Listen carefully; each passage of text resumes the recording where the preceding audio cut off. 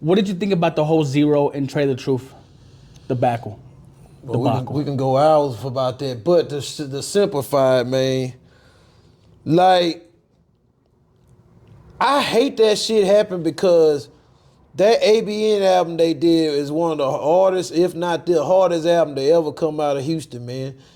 And they really fell out behind nothing, but the nothing turned into something throughout the years because of all the bullshit talking behind the scenes and all that. Them niggas really fell out behind nothing from my understanding, but I think that was fucked up they jumped, Ro. I think it's fucked up that Ro went on TV and talked about it. But at the same time, we don't know the behind the scenes of any of that. You know what I'm saying? All we know is what we saw on the internet. So, you know, I've learned to not just fully just start judging off what I see, man, because there's a lot of shit that we done seen and judged. It's a really totally different thing behind the scenes, man. And I know that for sure because just like the fire situation, like, me personally, yeah, it was a tragedy and I almost lost my life, but at the end of the day, I really didn't lose nothing. And the way people been treating me because of that, they you know, I'm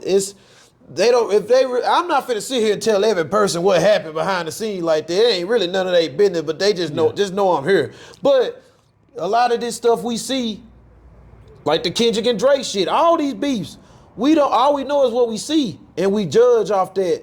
And 90% of that shit is fake.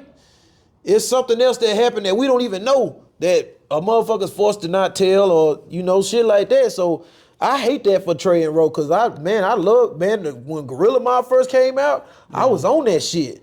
When Z-Ro versus the World came out, I was on that shit. I still play all that shit to this day. So, and I will say this, when it comes to another rapper, I separate the person from the rapper because if you listen to everybody based on their personality, you will listen to 90% of these motherfuckers. You probably wouldn't listen to me. Exactly. I'm not saying you ain't gonna listen. I'm just saying, but that's how I look at an artist because there's a lot of niggas, and I ain't afraid to say it, there's a lot of niggas are straight bitch ass niggas, but they drop an album, I jam that hoe.